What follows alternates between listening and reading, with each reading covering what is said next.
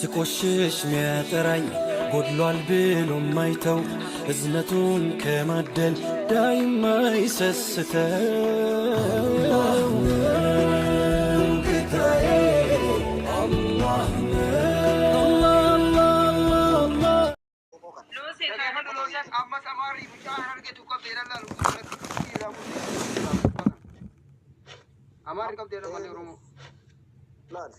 amurani yosanka ali wallahi alazim hafiqan uga rabbi wallahi oromotan odu irra dhalati dubatani uga rabbi gara iqatani le rambahani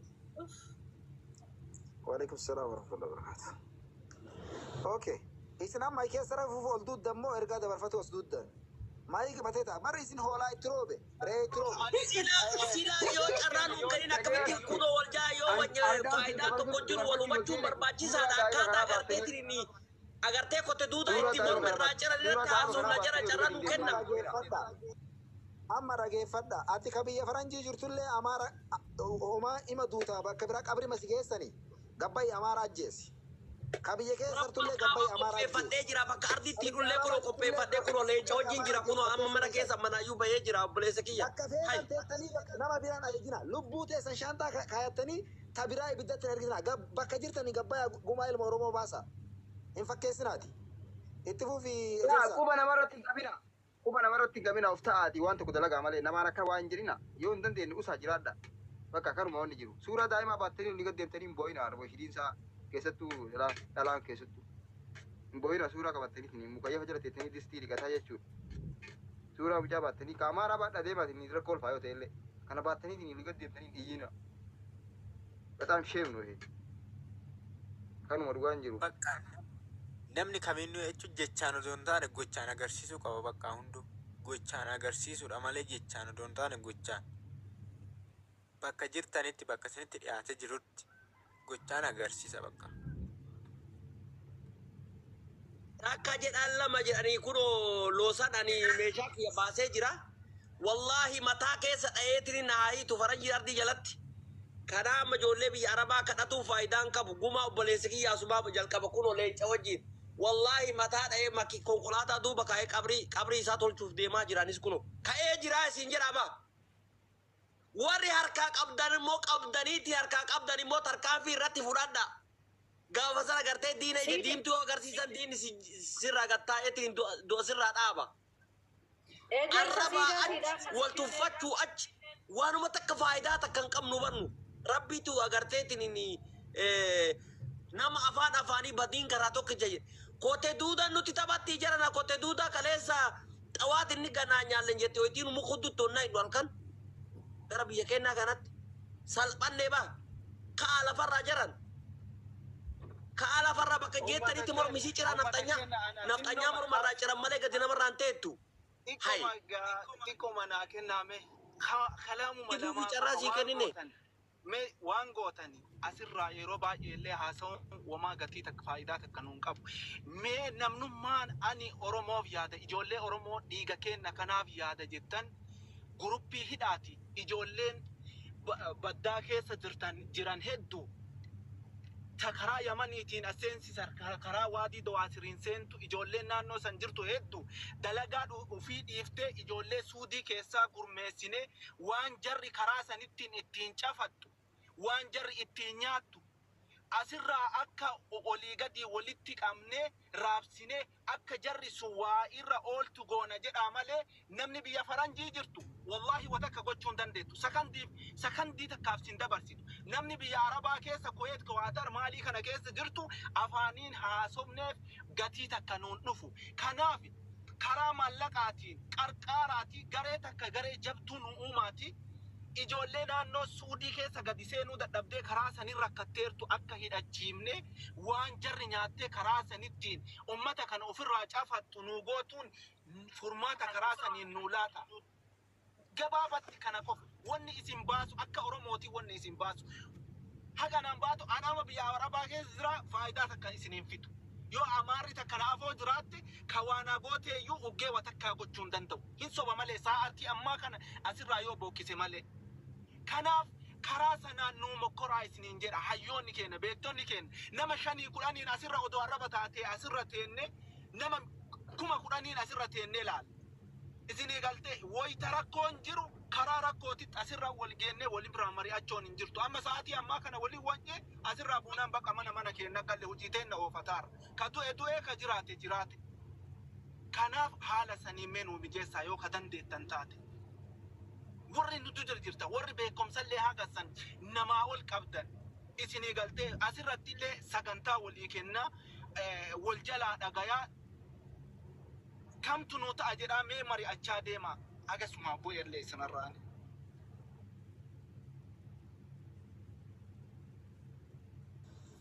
Okay, galatoomii Aliyyi. Ila jara keenya. Amma ijoolleen bakka qabdee bat gooti. Ni kan qabu. Qaluudha. Jara nagumaa mucaa kanaa amaara 10 miti 40-50 deebuu qaba. Namni lafa ol ka'ee nama kee miskiina karaa deemu dalagatu sirratti ajjeese uummata keessatti nambibu. Uummanni kun eega uummata Oromoo nyaatu eegale. Guyyaa tokko nuura fe'een beeku. Biyya keessatti ilma namaa mataa muranii mormarraa muranii mataa baatan. Asitti ammoo ilma miskiina karaa qabanii ija balleessanii kun lubbuun isaatu hin jirtu jechaa jiran. Jiraatuu baatee kana booda mucaan kun wanni inni fayyadu hin jiru jechuudha. Meetti namni dhiiga gumaa mucaa kanaa baasee nutti agarsiisu. Jarana amaarri bakka hin jiru kana hin jirtu. Utuma jiraattee iyyuu haala xixiqqoo ulfaataadha. Hayyee lubbuu irraa bahee namni waan san godhu illee ni hima danda'a. Ammatti bakka jiranitti bakka amaarri sibira jirutti namoota harkaan fudhadhu. Fakkeessan hin barbaachisu. Fudhattullee amma ijoolleen maal jedha arti miidiyaa kanarratti qabaa dhoksaatii shuukama keessatti mormarraa gataa dhiisaa jetti. Kun sirrii miti. Gaafa dheenqata biyya keenya keessatti mormarraa murtee jarri ol baaftee mukarra hafarsitu. Uummanni keenya taphattaa jirtullee nama takkatti nama warraa morma murtee akkasii ol hin baafne alaabaa ofiitti. Jarri itti martee akkana odoo horsitu. Kanaaf yoo mormarraa murtanu ol baasaa morma isaa waliin mul'isaa yoo san jilti amma hin jirtu isiniin jedha. Akki dhossanii shuukaa keessa qalaniituma achi gatan sun ol baasiitii mul'isi yoo san jilti takka itti jabaattee nu dhufti takka uf duuba deebiti. Lama dhabdu. Itti cabse obboleessa keenya kadeen gadda muramee akkasitti isaan fannisan san ijoolleen teenya tagaaraa tamii ta'e isaan dho'isan maal? Ta'e isaan dho'isan tam. Ol baasanii akka isaaniitti mukatti fannisanii akka baandiraa qaadeemaniin ichi booda nurraa dhaabbatti. Mana osoo ijoollee karaa deemtu ijoollee rakkattuudha miti. Muqiima waggaa 13 biyya Arabaa keessa jiraate ijoolleen qabdee irra jirti. Yoo ijoolleen teenya waa dalaydullee akka waan amaarri hin qabamneetiin namni keenya waree baay'isa. Amaarri hin qabamtu akkas hin taatu. Amma hin jirani eessa jiran? Mana usmiyyee dhaqaa mucaan kaleessa halkan qabamee hidhanii irra bulanii waan ija kiyyaan arge mana usmiyyeetitti dhaqaa jechitti isinii fidanii jechuudha. Nama waggaa 13 onna hiiqamaa irraa fuudhanii harka isaa duubatti nama akkasiisan hin qabne malee ijoollee baay'ee keessa deemtu hin qabna. Maal dalagaa jira? Maal dalagaa? Waan gootan ilaala. Baay'ee iyyinaabee kan Horruma harkaa qabu sanumee ajjeesaa. Maloosan jedhe batbatii kana dhiisanii morma irraa ciranii akka agarteettiin diinni nurraa agartee gadhaabatutti batbatiin gara miseenjaraatu faayidaa takkan qabdu jiran akkasitti uf kabachiisuu hin dandeenyu batbatiin tun faayidaa hin qabdu. Sirnaan agarteettiin morma irraa ciraniitiin agarteettiin uf kabachiisuun barbaachisaadha. Gaggarafanii dhiisan kun faayidaa tokko hin qabu gaaratti baasanii saanjar hudduu keessa waraanaa nu agarsiisuu qaban. Hai. Ilaayom garaadha. Ijoollee hamileen cabsinaa eessinii namni keenya beektaa amma koominti jala deemee yeroo mariyoo waa godhani. Koominti ilaalina ilamee ammallee gaaffii takkee. Maal jette mee dhageeffadha warri shamaraa kan mana madaamii keessallee teessanii warri shamarranii kan mana madaamii keessallee teessanii hojjettan jechuudha. Mallaqa karaa hawaalaati. Ijoollee Oromoo irraan hin ergina. Ijoollee Amaaraa mataan wal jalaa qoradhaati. Mana madaamii keessallee tateettan ergisiisa bilbila keessan bilookiitti cuqqaala yookiin silkisan siimisan cufaati darba siimi ji'aan baasa karaa mallaqaatiin illee qisaasisiinsa akkasii ka Suudii jirtan ka Kuweet jirtan ka Kwaatar jirtan keessatti ijoolleen zeegiin Amaaraa hedduun isaanii kan mallaqa hawaalaa dalagan karaa sanaanillee raftaniin bulinaati mokkoraa yoo dandeettan taate. ila Kana jara miti keenya deemuuti godha. isinumti warri dhiiraa birrii isin gargaarraa itti buufannee isinumti morma ishee kutaatee akka alaabaatti ol fannisaa nu argisiisa. Uni kana gochuu hin dandeenye. Nuti kana goona hundi. Kiyya birriin hin barbaachisu. Birrii wanni jedhu hin jiru. Ilma namaa ajjeefamaa jiru. Nama Isin dhaabannaa gaaratti baasaatii morma ishee kutaatiin nu argisiisa. Isin bira jirraa jechuu barbaade bara. Yaa ila obboleettiitti mee xiqqoo dubbadhee isinirraa Yoo bu'aa. ta'e tanaan ol deebii kan amma nama qabanii jiran jettee fiidee isin mul'isa jettee nutti dubbattee kutti tanaan ol deebii jaanii haa yaada tokko. Bareeda laal. Yaa haani dhugaa jette. Ila amma waan goonu. Ol deebii xiyyaa tokko nu ibsi nuti amma dhukkubsachaa jirra akka nama tokkootti. Naani Dhukkuba nu dirtanii nu biraan deemina hayyooti. Diramnee deemuu kanaatiitu kana nu fitaa jira. Yaa amma waan ila loosani waan goonu amma please namni eenyu hin jiru beektanii. Namni eenyu tokkollee hin jiru warri ijoollee san of biraa qabu ijoollee san bakkuma jirtu tarkaanfii irra fudhatee wallaahi garaa keenya kan gubate kana qabbaneessuu qaba. Warra hidhii jalaaf gubbaa irraa muran jedhan sani gar tokkotti namni ka du'e wayyaa beektanii. Ara jiran kaleessa jarretu nu taphatte ammalee nu taphataa jirti. Garaan gubina warri dhiirri Oromoo warri gaara keessa jirtanii horii nu gaafadhaa guruuppii banaa akka jettan kana ijoollee kun amma mallaqni hin barbaachisu jedhe namni weerartan mallaqni maaliif hin barbaachifne ijoollee harka qullaa dhufaa jirtu bar huduuda irra eeganii ajjeesaa jiran jedhani akkamitti mallaqni hin barbaachifne ijoollee amma waan kana ari'u jirtu tunniini erga wanni kun galee namni sodaatee jira gadiyyuu hin ba'u waan daabboonu bitatan dhaban namni garaa qullaa isinii qabsaa'ee deebi'ee amaara namaan qabu beekadha. Kanaafuu itti yaaduu qaba waan kana namni guruuppii bananii nama agartanii waa qabutu akka arge dubbata. Robdu. Yes. Robdu. Inta gaara. Nama kennara bakana guddaan waan ammatti haasoftu kana. Nama si ajjeesutti jiru. Nama ati modelee bakka ati jirtutti si qabee tarkaanfii sirratti fudhattu. Ebalutti maallaqa achi ergee ka gaara keessa jiru jinni waan jiru. Bakka arganitti amaara miidiyaa gubbaa fidanii fannisuudha. Bakka arganitti amaara miidiyaa gubbaa fidanii qaluudha. Kana achitti durriyyee gaara keessatti maallaqa argatte ergitee maallaqa san fudhatee achiin baafata. Cinqii kana jinni dubbiin sanii miti lakki. Bakka jirutti namni lubbuu ofii tiisuudhaaf bar uf kabachiisuudhaaf jiraachuudhaaf amaara irratti tarkaanfii fudhachuu qaba. Dirqama.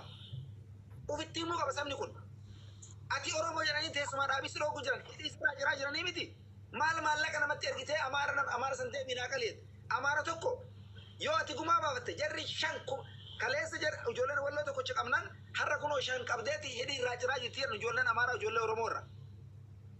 Kenna maallaqaan kadhattanii maallaqni hin barbaachisu. Uf jiraachisuudhaaf sabni kun bakka jirutti amaara irratti tarkaanfii fudhachuudha qaba. Hanga yoomii kadhatan amaara tana hanga yoomii jala jiran. Bakka maallaqni hin barbaachisu jettu sanitti mee miira keessaa bahi. Amma fakkeenyaaf takka fudhu namni odoo waan nyaanne wanta takka gochuu hin danda'u. Narraa fudhu afaan manarraa fudhuuti. Osoo waan nyaanne namni wanta takka itti godhuu hin danda'u. Fakkeenyaaf ijoollee nama karaa sadiirraa dhuftu nama waan takka xiyyiitii takka itti bitachuu hin dandeenye sii galtee namni mallaqa harkaa qabu beduun su'uutii jechuudha. Xiyyiitii bituu dandeetti yoo mallaqni jiraate. Rakkoon arsii. Rakkoon ijoollee arsii tana jarri gootummaa jara maallaqa binnaa fi nyaata binnaa fi ilmi namaa du'ee hidhiin irraa ciramaa jira maallaqni itti boottu maayini. Maayini maallaqni maas sii godha. Maallaqni ati namaa kafaltu maayini. Barka karaa deemu hunda jarri maallaqaanii miti kana ka hojjetaa jiran. Kana ka hojjetaa jiran albee qofa namni waan albee mana arabaatii fudhatee kiisa kaatiin deemu namni. Shugguxii si dhayaa jiranii. Rasaasa itti namaa guuttaa waraana bosona taa'u kun ijoollee biyya arabaa keessa jirtu takkanaan karaa yaatu furmaanni jiru albee qofa bakka jiranitti amaara albee waraananii keessa iyyuu fuudhu miti keessuma dhiisanii biraa deemuun miidiyaa gubbaa fidanii amma jetti reefu maal jetti ebaluun nuu fidanii muqiima waggaa 13 jiru kiisisa ballicha irraan kaasan muqiima san hidhanii bira taa'an malee bat godhan namni ajjeesu hin jiru. Kaajjeesu maayini ijoollee silaa bakka itti haalli mijatee fi bakka jirutti amaara diranii biraa deemuun. Magaalaa keessatti albee itti kettee biraa deemuun. Amaara itee bira teettee nama meeqa ka magaalaa keessa ka muqiima kana. Kun hin danda'amu jechuudha fakkeessaadha kun. Kun fakkeessaa tiktookii gubbaatti gumaa mucaa akkanatti hin baatu. Si warri geemii kun haara isaanii ta'ee maa ergatan. Gumaa mucaa kanatti hin baatu. Gumaa mucaa ka baatuun ajjecha qofa. Mana ebaluu koottaa hidhanii irra taa'anii jiran. Maalii ka qaba kun? Jarri hidhanii sirra taa'aa jirani, hidhanii fannisanii gubaa jirani, ibiddatti qabaa jirani, ajjeesaa jirani, hidhii irraa ciraa jirani. Si uummanni kun fayyaa qaba. Maayikeen tokko eessara. Natti wacinaa ol duuddan dabareen haasa'a. Uummata qottii kijibduu miidiyaa gubbaa deemtee ololtu hunda. Kijibduu ciccittuu. Shorshora Oromoo jechuun shorshora. Jaarsi Oromoo Amaara kana booda uummata diqaalaadhaan haadha nyaattu uummata gumaa ofiillee hin baafan. Uummata erbee. Ijoolleen walloo qofti ergadhaan. Bada asii arsii rabbi dhabame isin haa godhu. Diqaaltota haadha nyaattu. Kijibduu miidiyaa qofaan of dhaattu. Nama qabdee osoo obboleessa isaanii ajjeesanii kaan hidhii irraa jiran hiitee bira teetti yarri miidiyaa gubbatti uummanni goonni kun. Sanboota goonni jara baasen jiru. Muxxee haara teessanii salaa. Ilmaan haara salta. Kolkoleedhaan. Ijoollee walloo asirra jiraatan lakkoofsa tokko barreessaa. Maali uummanni wasayni waa takkaan talle uummanni akkamitti dheengadda mataa muranii baatan uummata kana. Har'a ilma isaanii gaara keessa qabanii guyyaa 10 beela bulchanii ajjeesan. Kaan qabanii hidhii irraa jiran. Aboo Oromoo muxxee haadha teessanii Oromoo wasaka. Wasaka Oromoo wanni isin jedhan tun. Koottaa ijoollee walloo. Diqaaltota haadha nyaattu. Kijibduu akkanumaan of dhaaddu waluma dhaaddu kanatti gootummaan jala wal qofa irratti. Muxxee haadha teessanii. Alaikum salam. Ijoollee walloo lakkoofsa tokko barreessaa. Walloon qof kun barreessaa asii jala isin deebisanii ol isin galchee. Ajjeesamuu isaa ragaa qabda. Beeku kan ajjeefame miidiyaa irra oofanii ijjuu baddee maal yoo beellee hiika maalii qabu? Ajjeefamu maal garaagarummaa qaba? Namni guyyaa kor tokko akkamitti amaara qabee amaara harkaa ilma Oromoo baafachuu dadhaba. Akka uummanni kun wayiin tolle, akka uummanni kun naman ajjeefne, akka uummanni kun albeen naman dirre, akka uummanni kun waa takka naman goon argitee shan qabdee hidhii irraa jirte amaarree shan ilma miskiina karaa deemu shan qabdee. Aboo soorata yoo adeemu bilachuu jira. Akka afaanii waa siin jenne yeroo miira keessa yeroo asii alan deemin kijibdu. Muqiima qabanii maal godhan? Muqiima namtiisa bal'icha irra kaasu hin jiru. Isaan galatoomi dhugaa rabbii anatti itti cabsaamee ani waan tanaan ol itti cabsa. Dhugaa rabbii micaa ajjeesan micaa kaleessa magriibaa garanatti ajjeesan micaan du'ee jira maallaqallee walitti guurratte hoolotii haadharaa dhugaa jedhe wallaahi. Maallaqa guuti maallaqa. Amaarri magaalaa madiinaa guutu makka guutu. Biintoo itti na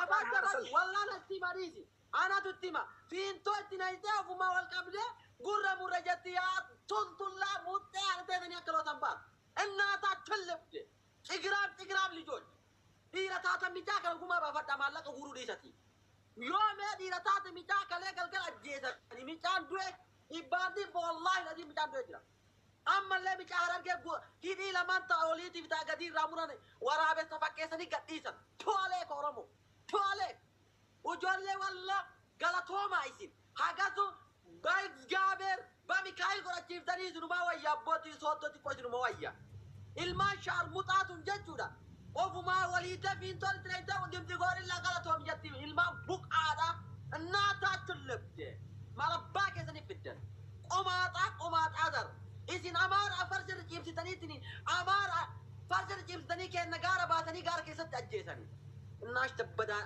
አባት ኮሜንት ይደዋቱ nam tokko ኮሜንት ይዱባ ሚጫ ajjeesanii jiran dhibbaandi bamicaan du'ee jira abbaa isaallee rabbi raamata haa godhuufi micaa rabbi raamata haa godhuuf ilma Oromooti du'uun isaa nu gaddisiisa garuu warra miidiyaan isa daldalatu nu gube keessa warra dimti goorillaa jedheen miidiyaan daldalatu amaara guddaa qabna jedhee kijib tultulloota haadharaaw fiintoo gurratti gannayxanii fiintoo olitti gannayxanii gurra miidhii jira wuccutti fiintoo gannakan fiintoo biyya arabaa kana diimaa kana kadhiiga fakkaatu kijib wabo amaara muqiima qabdee maal godhu maaluma godhu Irraashiya amaara baadiyyaa keessa ka arabni singaafan itti dirtee bira kutuun ajjeesuudha sammalee furmaan hin jiru. Kuni aarifan kenna amma kun ajandaa qofa barbaada. Ijoolleen sun keessumaafuu ajandaa qofa barbaada. Hojiitti namana. Hujittiin amanan. Gumaa mucaa kana. Oromoo qaluuf deemu dhiiroo. Uummata kanallee luunoomsu jiru ijoollee tana.